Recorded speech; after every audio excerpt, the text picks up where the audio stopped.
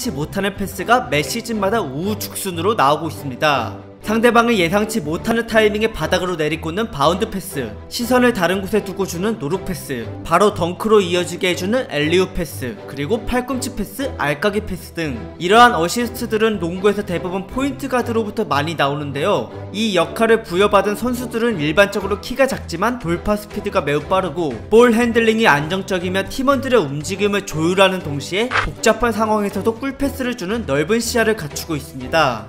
이번엔 NBA 역사상 포인트 가드에서 그 누구도 견줄 수 없을 정도로 레전드 반열에 서있는 매직 존슨을 소개해볼 건데요. 사실 본명은 어빙 존슨 주니어인데 코트 위의 마법사라고 불릴 정도로 경기력이 소름돋고 기가 막혀서 매직 존슨이라는 별명이 붙여진 것입니다. 적을 넘어 아군까지 그리고 카메라맨까지 속이는 패스를 밥 먹듯이 해왔던 이 장신 선수의 흥미로운 이야기를 지금 바로 들려드리겠습니다.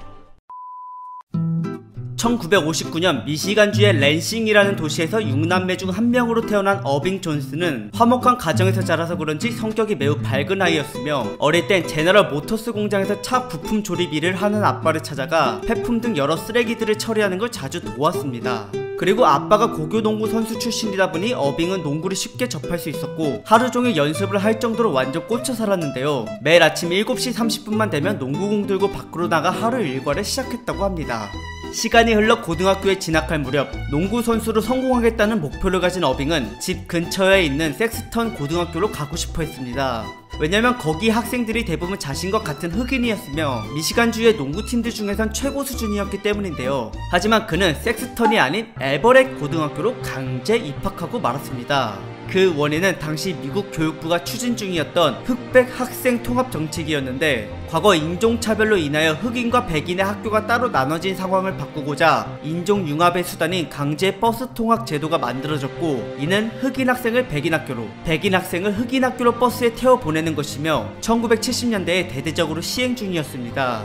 이 정책 때문에 어빙의 누나와 형도 백인들이 주로 다니던 에버렛 고등학교에 다녔고 학창시절 내내 인종차별을 당했는데 어빙 또한 입학 후 들어간 농구팀에서 수적으로 많은 백인 팀원들에게 따돌림을 받았으며 그들은 일부러 패스를 주지 않는 등 소수의 흑인 팀원들을 노골적으로 무시했었습니다.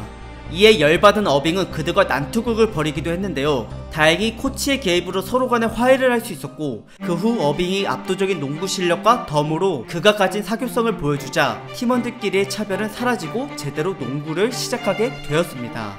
고교 시즌 동안 어빙은 곧바로 팀 내 득점과 리바운드를 가장 많이 기록하며 학교 핵심 선수로 자리를 잡았고 늘 경기를 주도해 오다가 고2 때 한 경기에 36득점, 18리바운드, 16어시스트라는 기상천외한 활약을 했었는데요. 이를 본 기자가 어빙의 플레이가 마술 같다는 의미로 매직이란 별명을 붙여줬으며 이때부터 사람들은 어빙을 매직 존슨이라고 부르기 시작했고 결국 이름보다 별명이 더 유명해지고 말았습니다.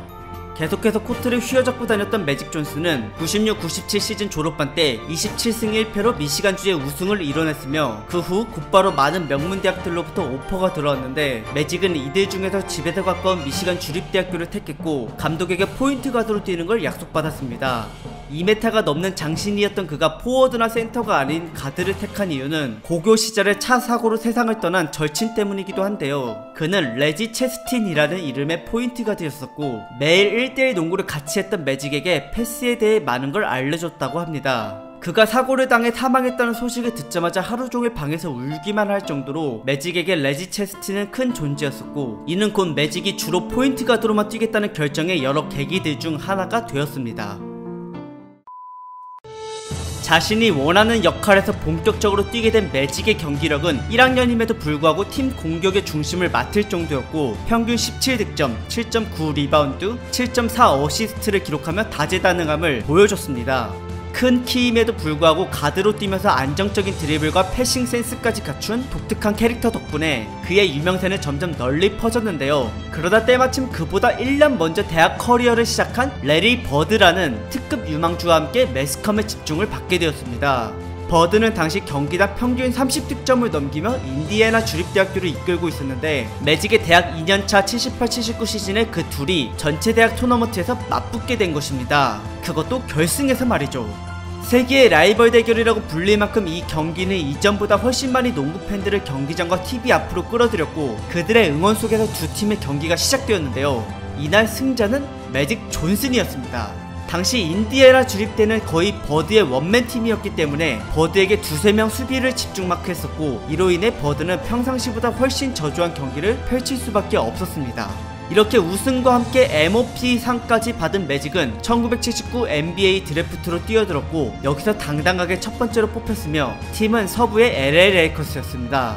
그리고 한편 챔피언을 뺏겨서 분했던 레리 버드도 NBA 동부의 보스턴 셀틱스로 합류하면서 이 두 유망주의 자존심 대결이 계속 이어졌는데요. 이들은 앞으로 우승 타이틀을 앞에 둔 결승전에서 3번이나 더 맞붙게 됩니다. 포인트 가드 매직이 가세하자 레이커스는 곧바로 강력한 우승 후보팀으로 올라섰고, 그의 대학 시절 패스는 더욱더 업그레이드되어 상대팀 선수들의 혼을 빼놓을 정도였습니다.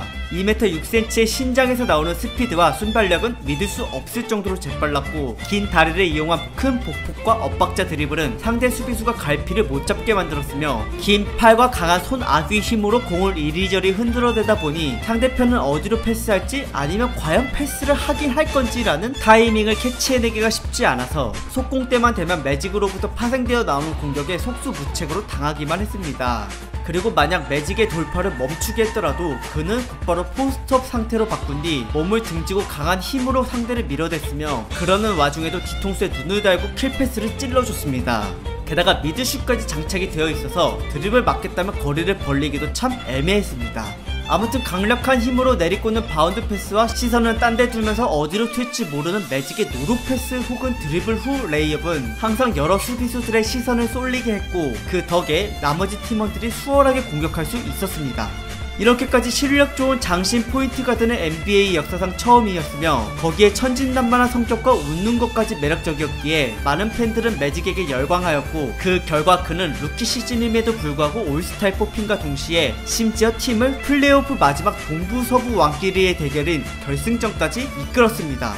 상대는 필라델피아 세븐티식서스. 치열한 접전 끝에 2승 2패로 동률이 된 상황에서 센터이자 주장인 카림 압둘자바가 5차전 중 발목 부상을 당하고 말았는데요. 참고로 그는 NBA 역사상 가장 많은 커리어 통산 득점을 낸 선수이며 막기가 매우 힘들어 불가사의라고 불리는 스카이 훅슛을 개발해낸 레전드입니다. 이렇게 팀의 핵심 멤버였던 압둘자바는 다행히 에이스 투혼을 보여주며 5차전을 승리로 이끌었는데, 문제는 부상으로 다음 경기를 못 나오게 된 것입니다. 레이커스는 멘붕에 빠졌고 6차전이 하필 원정이었기 때문에 거의 반포기 상태였고, 이를 그냥 내준 다음에 마지막 7차전 홈에서 최선을 다할 예정이었습니다. 근데 이런 좌절 분위기에서 혼자 웃고 있던 선수가 있었으니 그게 바로 매직 존슨이었습니다. 그는 자신있게 "여러분 걱정마세요, 매직이 있습니다" 라고 선언했으며 에이스 압둘을 대신해 6차전을 센터로 뛰기로 한 것입니다.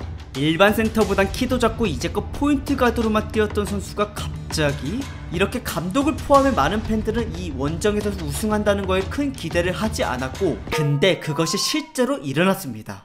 매직이 모두의 예상을 뒤엎고 42점 15리바운드 7어시스트라는 괴물 성적을 내며 16점차 승리를 끝으로 첫 시즌에 우승을 따내고 말았는데요.